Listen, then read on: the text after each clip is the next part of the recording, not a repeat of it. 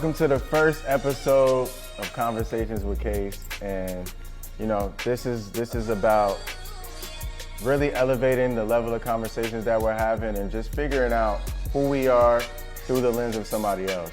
So I had to bring the first guest. Nobody else could be the first guest, but the one and only, my mother. Congratulations! Yes, clap it up. So thank you for being here, of course. And how you feel? I feel great. I'm excited. That's good. I just wanted to talk about, so basically we're going to start it from the beginning to the end. Okay. Or to now. So tell me a little bit about, well, first tell us about yourself. Who are you? What do you do on a day-to-day? I'm a lot of stuff. Okay, so most people already know I'm a pastor. I'm an entrepreneur. I own a social adult daycare in Montclair, New Jersey. I am an author, a published author. I am a public speaker. I speak everywhere. I speak at high schools. I speak at women's seminars or just seminars in general, conferences. I'm on a few boards. I'm excited about that as well. And I'm just Thumbelina. I like to have a good time anywhere I go, by myself or with people, but that's just basically who I am. Mm-hmm. A wife, a mom? Oh, forgot about my kids. Right, I'm a wife. I recently married a year now, so I'm a wife to Mac. Hey, Mac. And I have 3 children. My firstborn is you. I have Michaela, and I have Logan. So Yes. You forgot about all of that. Nah, but it's important to just make sure we get all of that. Because I want people to see where you are now and glue it together with the beginning and how it was, Well, let me add, I'm also a sister, a friend. Yeah. Okay, all of that stuff. So tell me about childhood. What was the dynamic? Oh, childhood. I think I had a great childhood. Well, after 7 years old, my biological father passed away, and then my mom got remarried. So I had 4 siblings. I had 2 brothers and 2 sisters. Mm-hmm. I was the baby girl, and I have a younger brother who's a baby boy. And life was great, but I was kind of different from my family. My family would play games and stuff like that when I was little, and I wasn't. I didn't play games. I was more like the girl who loved paper. I wanted to play school and be business lady, and I was that type of kid. So I had a great childhood, but I was also very different because I loved paper and teaching. I would make my younger brother and my little cousin be the students, and they hated it. Mm-hmm. Like, you got to know your ABCs, you got to do this and do that. So that's basically who I was as a child. My childhood was great. I had great friends. We lived on a dead-end block, so we would have little sleepovers and play dates. So I had a pretty good childhood. How was it being a younger sister? It was, I don't know. I don't think I've ever looked at younger, older. I don't want to say I was weird. I was just different. Mm-hmm. So for them, they might have been like, look at this weirdo. But for me, it was just like, I was just a baby girl. Yeah. Loved by everybody. I was always loved by everybody. I was a daddy's girl. My father who passed away, and my stepdad. I don't call him my stepdad. He's my dad. I love him so much. But I'm a daddy's girl, and highly loved. What do you remember about your thought process in your life once you got the news that your biological father passed? What was my thoughts? If you don't remember anything, that's fine too. But just give me a insight into your psyche at 7 years old, if you remember. I do. I remember because I saw my dad every day, and then he died. I never saw him again. And back in those days, you just didn't talk about it. Mm-hmm. Nobody talked about it. It was like, your dad died, let it go. And when I would ask questions, I really wouldn't get answers. But I just remembering like, what happened? But I do remember as a little girl, I always loved God. Where the relationship came from, I don't know. I always loved God. I always loved the Bible, couldn't understand it. But as I get older, I realized I knew the Bible before I actually read it. So can we talk about that? Sure. What was like your first moment where you kind of knew God was real or God was a thing to you personally? Not because the church told you or because you read about it from other religions. Or when did you know for yourself? I was little, man. That's what I'm saying. We're staying in this area of childhood. Like, what was that moment? Do you remember? I was always like prophetic. But I I remember my mom telling a story. I remember telling her when I was like 3 or 4 years old, hey, the lady's coming to the house with a blue dress. And she goes, go sit down, you're just talking. Well, later that day, not a Mormon, but a Jehovah's Witness came to the door. And I'm like, Mommy, that's her. That's the lady with the blue dress. And she's like, I hope this little kid isn't psychic. But I always had this thing. I could read people. I knew things were going to happen before they were. What age were you, by the way? 8, 9. So By the time you've always had natural spiritual gifts. Oh, please, yeah. I always spoke to this thing. I never knew it was God. When I asked for stuff, things appeared. I remember being like 8 or 9 years old, and my parents would say, Thumbelina, we need you to pray for somebody. If somebody was really sick, like dying, they would call and be like, come. Or they would say to me, hey, pray for this person that they live or something. And I would. Pray for something that was lost to be found, whether it be keys or whatever, and it would just pop up. So as a kid, you had this power so much so that even your parents knew. 100%. They saw right through it. Yeah, 100%. Not only my parents, but everybody around knew it. They just thought I was being too fresh or too grown, or she thinks she knows everything. I knew when somebody was off, when something was wrong. Like, nah, I don't like that person. And my mother would be like, stay in your place. You're a little kid. But I'm like, no, something off with that one. I could smell it, see it, always. But nobody knew it was God working in me. It was a gift. Nobody nurtured that gift because it was, what's wrong with her, Yeah. So do you feel like they tried to, I wouldn't say stop it, but suppress that gift in a way? I think so, but not intentionally. Not intentionally. Just not knowing. And I also, me being who I am now, I know it was the enemy from childhood trying to shut me up. Mm-hmm. And you have no power, no authority over me. So it never happened. I always had this fight in me because I knew what I knew, and nobody was going to take that from me. Yeah. I would rather get a spanking before you tell me what I would rather get a spanking before you tell me what I'm feeling is not real. I know what I feel. Mm-hmm. And it's always been like that. Even I remember being like 10, 12 years old. I remember a summer, I never forget, I had a yellow skirt, a green shirt with yellow stripes in it.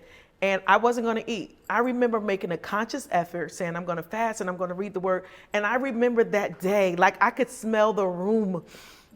I remember that day of me just spending the day with God. I remember that. Just reading the Bible. I didn't know all what it was saying. I understood some words, but it was just a day of me with God. And nobody knows that. Something clicked. Something clicked in always. That moment. Whenever I needed to talk to somebody because nobody would listen. Mm-hmm. I felt like everybody would say, go sit down. You're being too grown. You're being too fast. But I had something to say. So I would tell this voice who we know is God, and I would get a response through somebody else, through a paper falling, something would happen. So that was how my relationship was developed with God as a kid. Do you feel like he isolated you early on?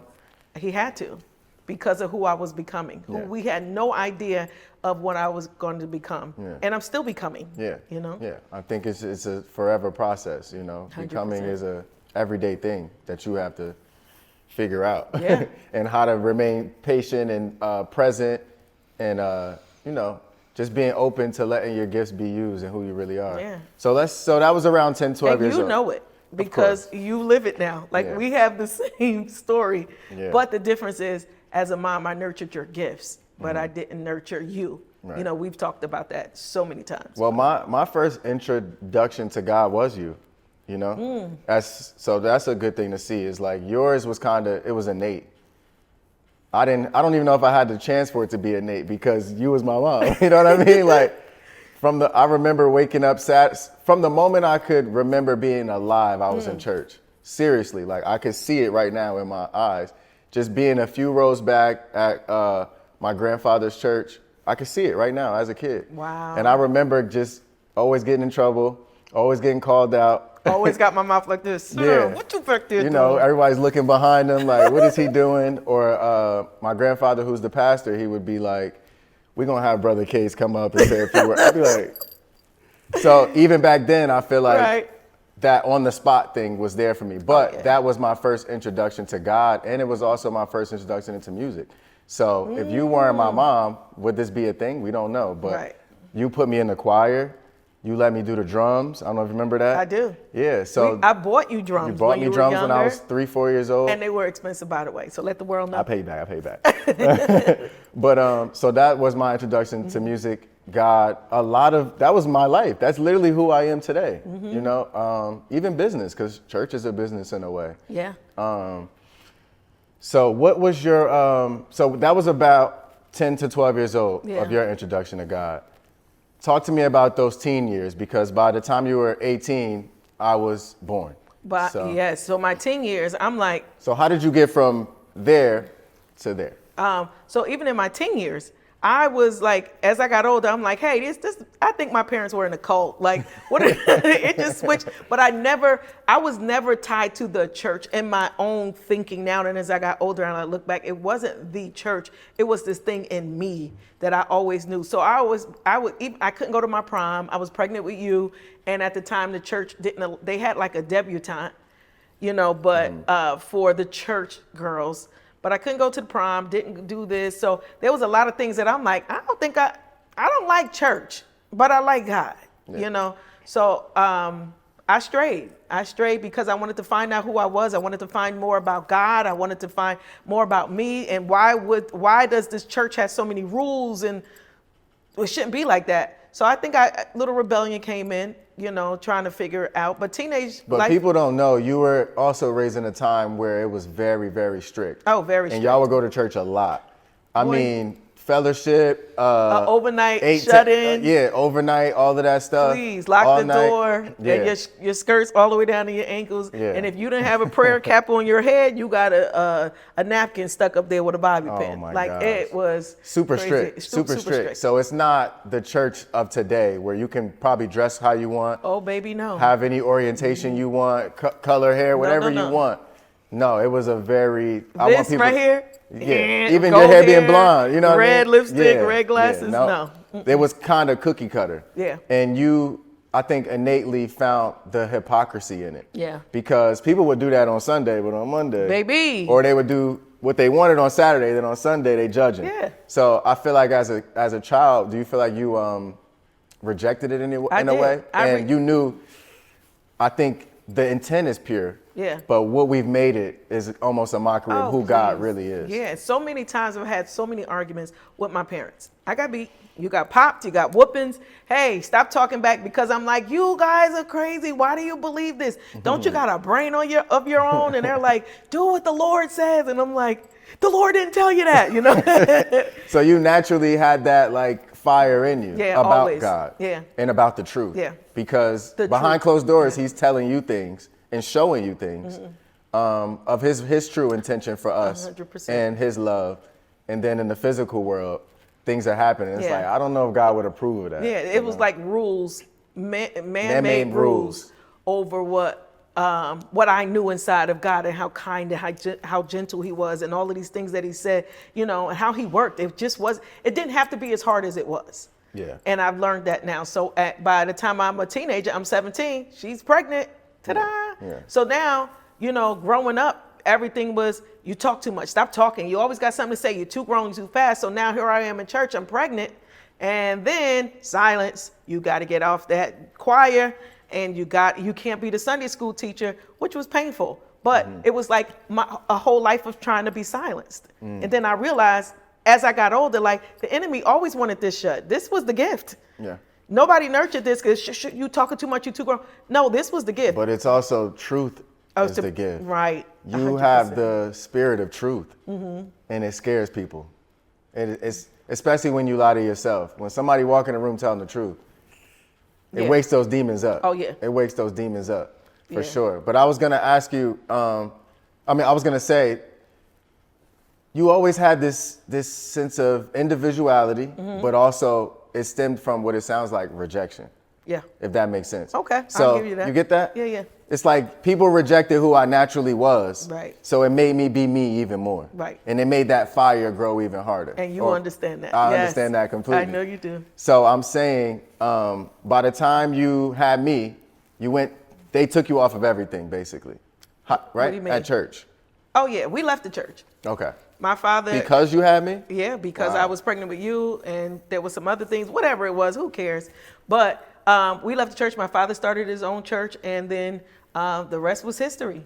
My father was a pastor, and we went to church every Sunday. And then as we got older, you got your own place. You know, I got married to your dad. That didn't work out. So life just started happening, and I was just trying to figure it out. Yet I still knew who God was.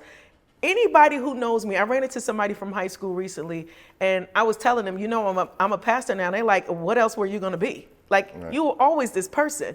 But I didn't know that. I didn't know I was always talking about God. Like, why was I always talking about God? It was very natural to me. So now everything makes sense. My love of paper as a kid, I loved playing Office. Like, everybody wanted to play Barbies, and I wanted to play Office. Like, come on, let's play teacher. And I loved looking at teachers. I don't know why. In school, I couldn't wait to see what the next year was. I think I never told you this, but I always looked at their shoes, and I always looked at their little dress. I loved, like, click-clacking in the halls. Like, it was businessy to me. I loved going to, like Social Security office or something like that, motor vehicles, because I wanted to see the little outfits, because business. I always was into business this attire. Stuff. Everything about business. Everything about business was something that strikes accordingly. 100%. Glasses, looking at people, and like handwriting. Like doing stuff like that, turn like that. Yeah, turn. I looked at everything. I did. I love people who had a lot of paper and went like this and picked up the paper and stapling. Oh, please forget about it. Loved it. Loved it. And everybody's like, who cares about paper like that? I did. But it's a calling. And I think that's something I want to point out, is that who you are is always who you are. As above, so below. Who's in here is who's out there. But I think 100%. What I'm learning even in my adulthood is it's loving that person and figuring out how deep that rabbit hole goes. So for me... You mean like loving that person, the person of self? Yeah, loving you. Right. But loving the version of you that you never saw. Good stuff. Because you don't see... Like you grew up with a lot of rejection. So yes, you're fighting to be yourself, but that's taking time away from you actually figuring out who you were. Yeah. You having a child young and having to work all of these jobs took time away from you figuring out how deep that rabbit hole goes of who am I? Yeah.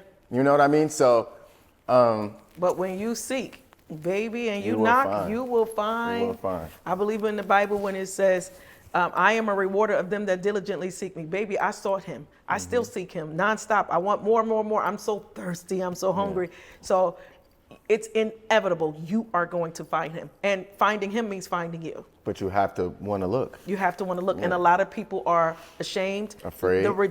Afraid. The rejection have made you, I don't want to know. I don't want to, because I can't go back to that time. Go back to that time and figure it out. Yeah. You know, and a lot of people don't know how to do that. So even as a pastor and a counselor now, I teach people. So think about teachers. I've always liked that look. I've become that. Yeah. I've become a businesswoman. I've become a teacher. I've become a business owner. I'm a pastor. All of this stuff is like supernatural. And like you said, I've been doing this. But listen to the, I want you to, because I don't think, I'm an artist, so I listen to words. You just said all of this stuff is supernatural. Supernatural. It's out of here. It's out of our brains. It was always meant to happen. That's to me is God working in mysterious ways. But even that is a double entendre. So my brain naturally hears double entendres, and we don't even know. We be speaking exactly what it is. Supernatural, and it was supernatural. That was really good. Yeah. So genius. So okay. So we at the teenage, early adulthood. Pregnancy, we did that.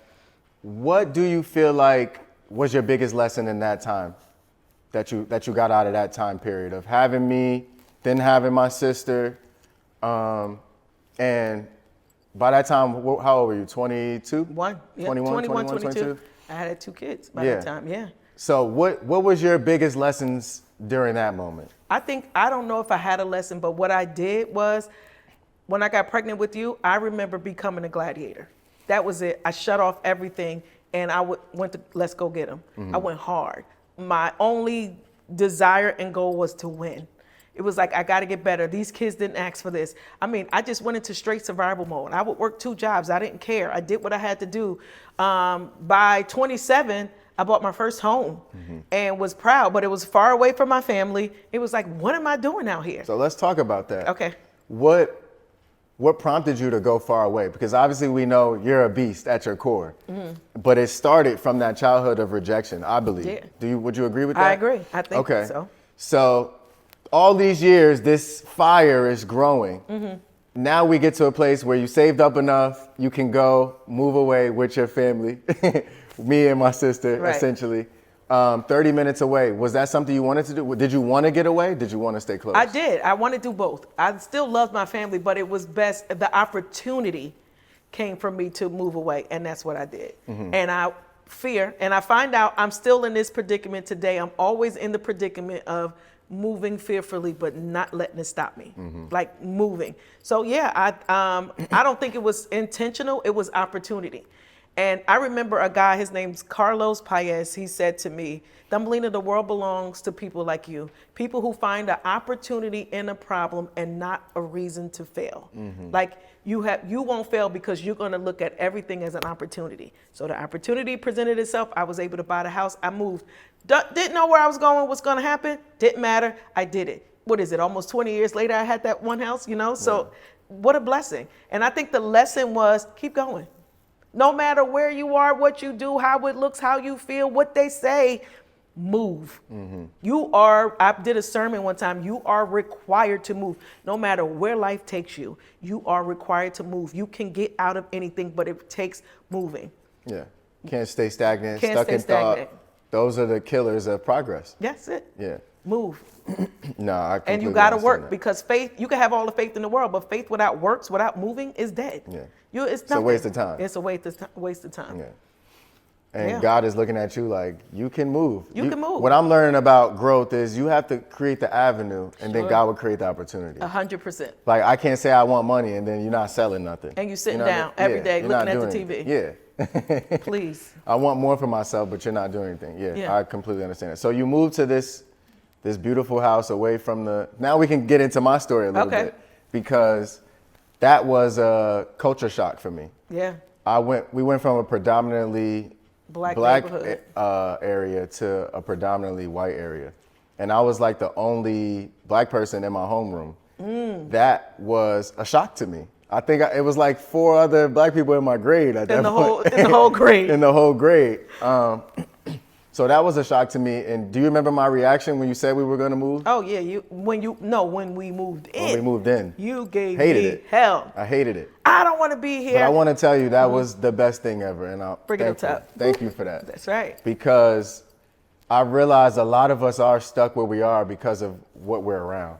You can become a product of your environment, and I feel like when we moved, I became a product of a better environment. Good stuff. I was able to see the world, meaning there's people from all shades, colors, sizes in this area that we're in. You know what I mean? And I don't think I would have got that opportunity had we stayed. When we first moved, it was predominantly white, and over time it became diverse. Yeah. And the diversity of the neighborhood was amazing because you didn't just get diversity. I got diversity because I got new friends of every different culture, and it just worked.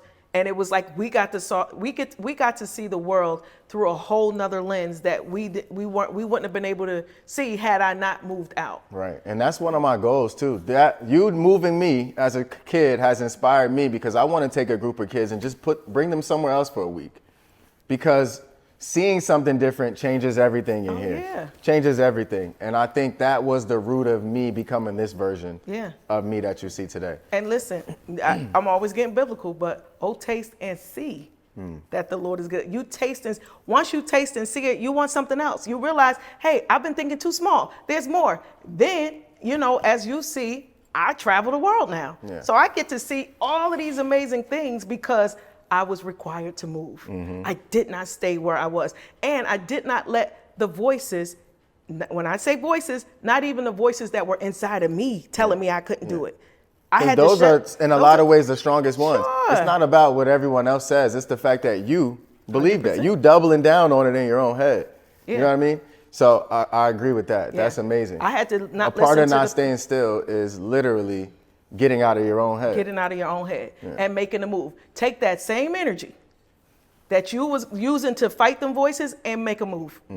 I don't want to go. I don't know if I stop saying what I don't know.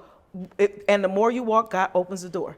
the more you move, the opportunity comes, you know, and then you're growing faith, that muscle of faith as you're making these moves. So life has been great for me. I live a great, you know this. You lived a bunch of lives in one. A bunch of lives in one. And I'm always looking to do better. I'm always growing, seeking, knocking, because I always want to be the best version of myself. So not just for myself, so that I can give it to you. Whenever you guys have kids, my family, my friends, I want to show up as the best person that I could be in the world today. Yeah. Tomorrow, I want to try even harder. But this is the kick. It's not for anyone else. And it's really for you. That's something inside of you that wants to be better. Because I obviously agree with that. Right. I'm in the same boat. I don't want to be what I was last year. I want to improve. I want to feel more free, be better. But don't you think even you being the best version of yourself is the gift that keeps on giving, that God uses us? Because loving yourself is loving God. 100%. God is within us. So if I love me, that means I love him. He created me. Right. Every part of me comes from God. So if I'm not taking care of my hair, my skin, my nails, then how can I say I love God? Right. You know what I mean? Right. Self-care is really the love of God in a lot of ways. Yeah. Obviously, you have to pray and do all those other things, but that's more self-care. Yeah. You get what I'm saying? But don't forget the part about giving back. Of course. You know, everything that God has given you, and once you find yourself, that's that light for you to go out into the world to shine. Mm-hmm. Let your light so shine before men. And I think that's the beauty of this. Mm-hmm. We get to be who we are. We get to look at us. Look what we're doing today. We get to shine to be the truth of who we are. It wasn't always like this, but baby, when it got like this, me and you cannot stop. We're on the phone every day. We're at the house. Like, what are you doing? I'm coming over. I'll be there Tuesday. I make dates with you. You know what I mean? Yeah. So, and Michaela too. It's just great. I think life is great, but it required me to move because my movement made you move. So we moved. We got all of that. You meet this wonderful guy. Oh, fantastic. I think about him all the time, and he still, even though he passed away, it still affects me. It really does. And I think he basically gave me a visual of a man, if that makes sense. Of course. You hear about a man, you might have men around you, but when I think of a man's man, that's He's him. it. You know, so tell us about that situation and how you don't have to say how he passed, but how it made you feel after that. Falling in love, getting married, doing it all over, finally getting it right, and then God says, I have to let him go. I think it was God again using me, using my life for his glory. Grateful. Oh, so grateful. Meeting Dave was one of the best things that could have happened to me because even in losing him was one of the best things because in losing him, I found me. Mm-hmm. And I understand now that he had to go for us to become who we needed to be. His purpose was served. Yeah. He came, God used him to serve a purpose to make us better, for us to see what love looks like in silence. Mm-hmm. It was everything was done out of action. Love doesn't need to talk. Lamps don't talk, they shine. Yeah. That's what he did. And it just changed my life. It was a great marriage. There was really no arguing because he's not going to sit here and talk to you. He's not going to argue with you. So he taught me so much about being a lady. I think by the time I married him, I still had some immaturity to me. And I think he grew me up so that I could become the woman that I am today because something in him or God, they knew I had to go out into the world and you couldn't be a little girl. Yeah. What the world has to offer you, what the world is going to throw back, the darts, you know. So what an incredible time in my life. But losing him was devastating. But again, because I'm in the mode of moving, I'm always moving. It's like, okay, we can't sit there. How long are we going to sit here and be crying about it? What are we doing? But I don't know if it's comfortable for you, but I do want to touch on that because it shows that power since a little girl. You know what I mean? Yeah. That power has been nurtured by you, but also nurtured by God. Okay. And I think that was the most incredible version of you that I've ever seen. Like volume wise, like for this amount of time, you got to be the best player on the court. That I'm like, she's a Hall of Famer at this point. You're going to heaven, buddy. You know what I mean? That's what my thought process was. Sister. Because, you know, we got the news that first we thought it was pneumonia. Yeah. Then it turns out to be stage 4 cancer. That metastasized everywhere on his That's all bones. over his body. Then, you know, God gives us a few years, and then you get, you know, we all pray 2 years. We pray. God ends up telling you, I have to take him home. Yeah. And And then, that day, and eventually he did. Oh, go ahead. You can say. yeah, that day, the day that God told me he had to take him home, I had just bought the company, maybe the year before, and he died like 8 months later. And I remember money was tight. This is the truth, so I don't mind saying money was so tight. I got a call to work at Princeton University, so I was there working there, and I remember I would be in the car for lunch, still working for the company. You know, I told my mom, I'm like, Mom, just run the company while I go get this extra money over at Princeton University, right? So I'm there, and I remember being in the car that day, telling God, listen, you could heal him. I know you. One touch, just touch him, you could heal him. Clear as day, right here. He said, no, Thumbelina, my grace is sufficient enough for you. And then he said, I have to take him home, okay? And I remember just holding on to the steering wheel like, okay, I trust you. And then I'm like, God, prep him and prep my children for this, because I don't know what's going to happen. Yeah. And I went home and I remember prepping him like everything's going to be okay, telling you guys, hey, I don't know if you remember the conversation, and I said, I don't think he's going to make it. And you guys are like, don't say that. You immediately rejected it. Yeah, you rejected. Don't say that. You But don't know. I want to point out that something in you changed. I feel like that's when the big girl pants came on. That's when the soldier came on. Like, all right, it's time to get to work. God is taking him. Let's make sure he gets to rest the way he needs to. Let's make sure he knows what he needs to, knows where he's going. And let's make sure my family, like you kind of went into super mode. I did. And watching that I was what, 18, 19? Yeah. I don't even know. Around that age, 20-ish. Yeah. But I was amazed by watching that. If I'm being honest, it feels like something took over you in those 100%. moments. I don't even know if you remember every step you took, but it was like you was in the zone. You know, even You got when I went. you got the not to cut you off, Yeah, but you go got the his attire for the funeral, booked the place, got everybody there, the preachers, the sing, right? You did pretty much just like that. Yeah. While you were grieving someone who was And still working. alive too, you know? Yeah. Still working, still working. serving God, still parenting, still worried about him picking out caskets at 38 years old. Yeah. Like most 38-year-olds are happy, they're living their lives, you know, and here I am picking out caskets. So, you know, And I don't know if outfits outfits for the funeral. I remember the story really quick that I went to Lord & Taylor, which used to be a huge department store that's closed now, but to buy a suit. And I remember like, oh my God, look at this nice Ralph Lauren suit. He's gonna look great in this suit for his funeral. He was still alive. And the lady at the register goes, who is this suit for? And that suit is actually on sale. I'm like, whoop, whoop. And she's like, who's this suit for? I said, my husband. What's the occasion? I said, his funeral. He has cancer. He's gonna die. And the lady looked at me like, she broke down. And I'm like, no, we don't break down. And she goes, what? I said, in all we give thanks. We give thanks. Me teaching people during my worst hour to always give thanks. Like that's what, and like you said, I call it gladiator mode. I just went in like, no, we understand. It was something inside of me that had an understanding that this is what was going to happen. And I accepted what God allowed. And I got to make a move. I'm required to move. I had to keep moving. And so that's what happened. A couple of days later, he died. And I remember you and Michaela saying to me, we don't even remember you planning anything. We just woke up. We had new clothes. The Cadillac Escalade truck was outside and we were going to the funeral. Like, when did she do all of this? I had prepped because God had already told me. Yeah. So listening to the voice of God, I already knew, go and prepare. And that's what I did. And I'm so glad I have the relationship with God because it prepped me. So I think another way I dealt with it was when my book came out, I think in 2022, writing the book, I didn't even write like my whole life story. I just did a little bit, condensed it. I was sick as a dog. I kept calling because I had to relive it to write it. Mm-hmm. And I remember calling my mother, Mom, I can't write it. I can't do it. She like, you got to do it. People need to read this book. You got to help a lot of people. I would quit, go back, quit, go back. And then finally, I wrote until I asked one of my professors, because I'm in school, been in school for a while, how do I know when it's enough? He said, when you feel satisfied. Mm. And I'm like, very good. I read the book again. I was satisfied. I let it go. That was it. Mm. And that's when I really dealt with the book. It was years later.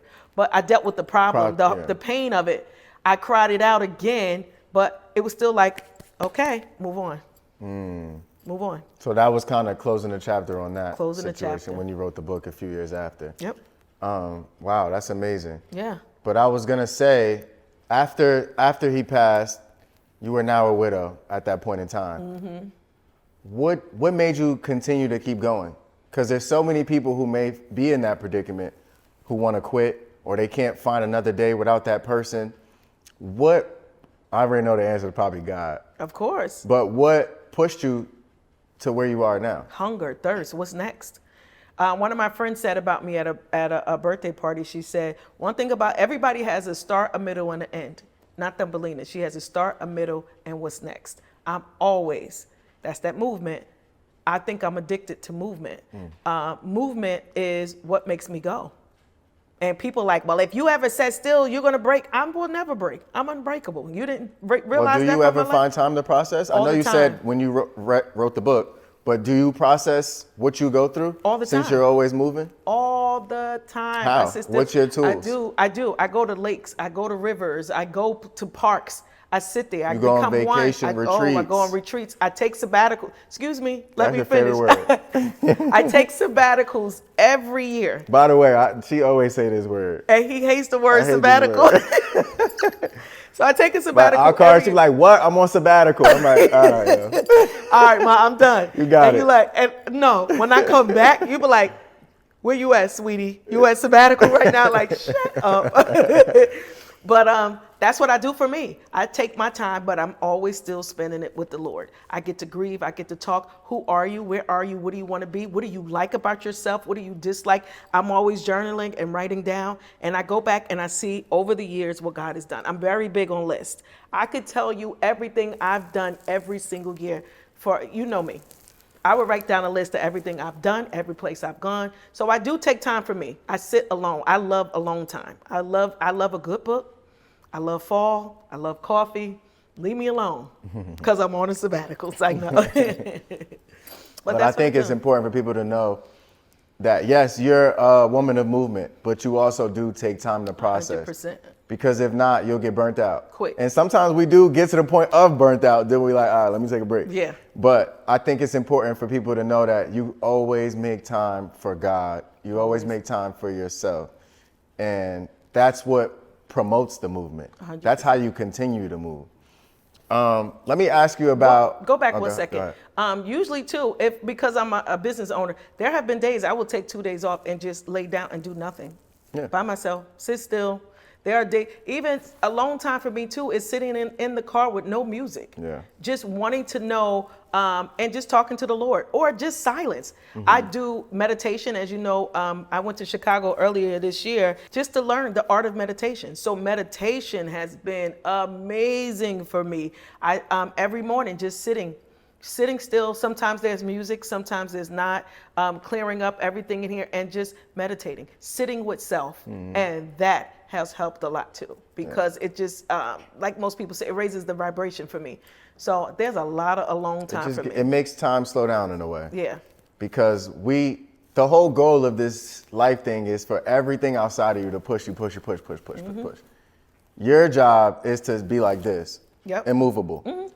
So the more you can slow down and be present, the more life opens up and comes to you and morphs into what you need. 100%. And the proof of everyone's life is in their work, you know, in that. Yeah. I wanted to ask you, how do you think you changed as a person? Like, what's the biggest thing that, I don't want to say changed, but evolved? Oh. How do you feel like you've evolved as a person? How I keep evolving as a person, you want to know? So far. I've never just evolved and stayed. Of course. I'm always. This is when I tell you it's constant.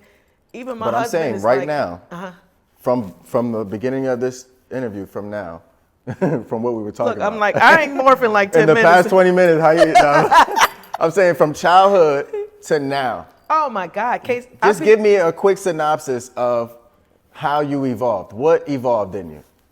Come on, that's like a broad question. Just look at yourself from a bird's eye view. It's too much to answer. No. I don't know. I grew up. I just feel like I've become a woman from a child to a teenager, just evolving as a woman. And when I became a woman, I became an even greater woman and greater and better and realized there were more opportunities, more avenues. I think I just expanded everywhere. And where God has taken me is just like routes that I've never been before, routes that I've never been before. So I'm excited about it. I think that I'm so excited about 2025. It makes no sense how excited I am about my life, because I know me. I'm ready for what's next. What's next? Even in the last couple of weeks of 2024, I'm like, what's next? I'm excited. Yeah. Very excited. Well, that's my question to you. What's the question? What's next? Mind your business. Like, no, it's not. There's a lot just what's next. I really don't want to say and speak so far out of turn because everything's in the works. But just continuing to what? Be great. To pray, continuing to meditate, continuing to be a better mom. Yeah. You're trying to give me the answers? You don't get to tell me what to do. You ask me a question, you wait till I get it. So yeah, that, to me, that's normal. I don't feel like that's an answer because that's who I am. That's what we do. We meditate. You stay in that space. And like meditation wasn't always a big thing for me. I just got that in 2024. I've done it, but never at the level of where I've done it now. So even that in itself has evolved. Because I got to a space where nothing else moved me. Nothing, even the Bible, I was reading it, nothing moved me. And people may hear this interview like, you shouldn't say that about the Bible. It didn't move me. Like, if I feel like I read it, I knew it, I lived it, like what was next? And then meditation took me somewhere else. And then when I went back to the Bible, I was at a whole nother level. So the reading was all brand new and fresh to me. Yeah. You know, so no, the Bible is the living word of God. It transcends through time. I get it. But there was a time for me, because I know people are like. But you know what that means? What? You were maybe stagnant a little bit. Sure. Because the living word of God, it only moves when you move, which is the whole movement. That might be the name of the episode, movement. Yeah. But yeah, so if it was dull or like it wasn't, nothing was sparking while you was reading the Bible. Yeah. I could see how meditation. Because it was something for me to do. Yeah. So I'm like, what's next? I need to talk to him. You wasn't growing somewhere. 100%. Yeah. And I needed to talk to God at a whole nother level. Yeah. And I did it. I tried it. And it was like almost out of body for me. Yeah. Really, the meditation. And a lot of people are like, oh, I meditate. I just sit still. No. It was a little different for me, and no judgment from everybody else. But I was meditating so high that I was literally having conversations with God. Literally, where I was asking, he's responding, and I had to leave. You can't stay there forever. You have to come back. And that was new for me. But it was like guidance in a quicker way. Like, oh, okay, well, let me talk to him in the morning. This is great. One of the things my husband and I It's not like that every time, though. No. Yeah. No. I think they call it like transcendental or something like that. Like there's like different vibrations and rays between us. Like, what's it called? But basically, it depends on like your level of calmness and the waves in your brain. Yeah. That determines where you go in meditation, if that makes sense. Yes, but for me too, I have to say, whenever I had this encounter with God and during meditation, it was enough to take me, because I had work to do. He sent me to do something else. I got clarity on something that I needed. So I didn't have to do it every day, because I have to go do what I got instructions now. Yeah. I know what to do. So it might have took 2 months to finish that for me to go back to that space to say, what's next? Yeah. You know, so one thing I do not do is move without God. I do not move without his okay. I don't. And I will seek him and knock on his door. Hey, bruh, where you at? I will seek and knock until I know I get an answer, or something in me will tell me, go left, do this. So what's, like you just asked, what's next for me? A plethora of things. I'm so excited. TV shows, talk shows, interviews, new opportunities, it's a lot of stuff coming. You'll see. I don't want to go too far ahead of myself. Yeah, for sure. A lot of great things coming.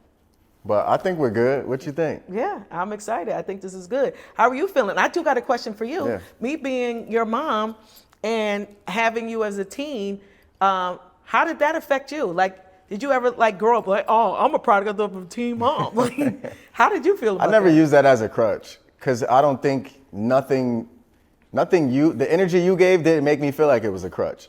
You've always told me I could do anything in this world, and I'm destined for greatness.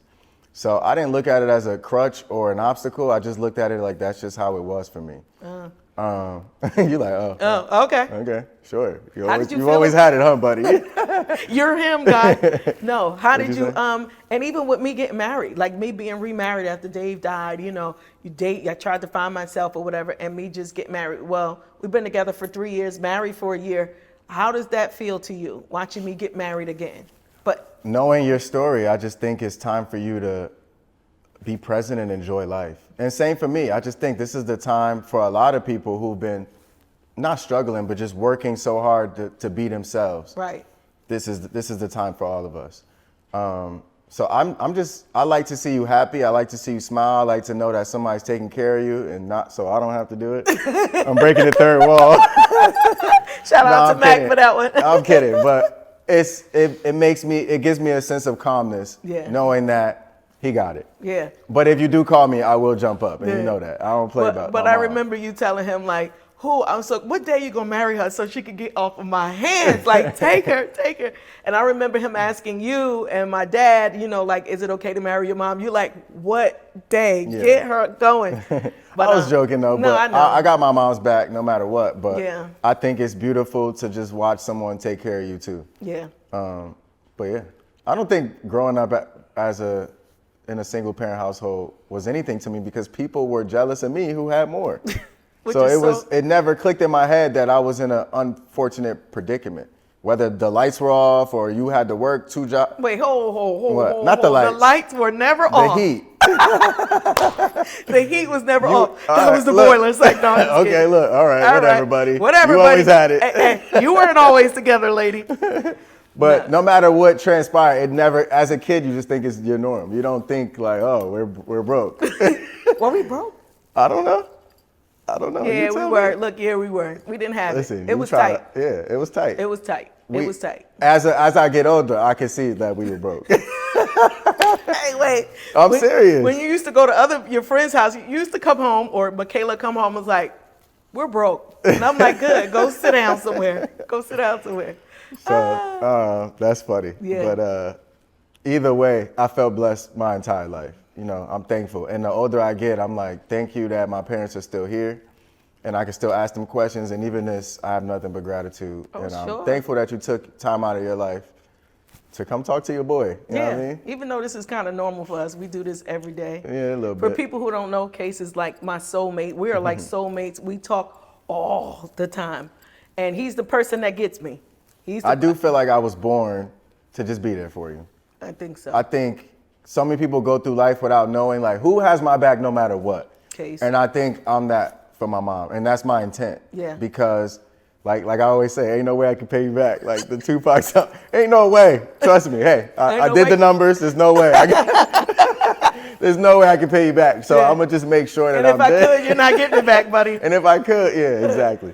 But this is my form of payment and saying, you know, thank you for everything. Even at my recent show, you know, I got to bring it up. That's right. Show the clip here. When I tell y'all this is the most incredible person, hold on, Kase. Keep it, let me fight myself. Keep it together now. This is the most incredible person in this world. I just want to say you deserve the world. And I need everybody to stand to their feet and give my mom the loudest round of applause ever. I'm not here without this one. I'm not here. Keep it going. I'm just a part of you. No matter how good or bad I am, you told me I believe in you. I'm just a part of you. I'm just a part of you. Right. No matter how good or bad I do, you told me I believe in you. I'm just a part of you. You go. I'm just a part of you. No matter how good or you told me I believe in you. I'm just a part of you. But You did. you And know, thank you for that. What of made course. you like want to put that in for me? Like that was, to me, I think that's every parent's dream, right? To be acknowledged by your kid for all the hard work you've done. And I don't think that doesn't mean nothing compared to what you have done in life. Like you always, there are Saturdays, come on, let's get up. We're going to breakfast. We're going here. You'll come get me, do stuff. So, but this was publicly. And I know you don't like a whole bunch of the public stuff. People don't know that, but what made you do that, like at your show? I'm just in a space of gratitude, and I want you to know how I feel about you anytime I'm around you. And I think if I'm gonna do my own show about my life, I gotta give credit to where credit is due, because I don't get to this space without you. Go ahead. You didn't have to support me. Hey, buddy, look at that camera when you say it. Say it to the audience. No, I'm just kidding.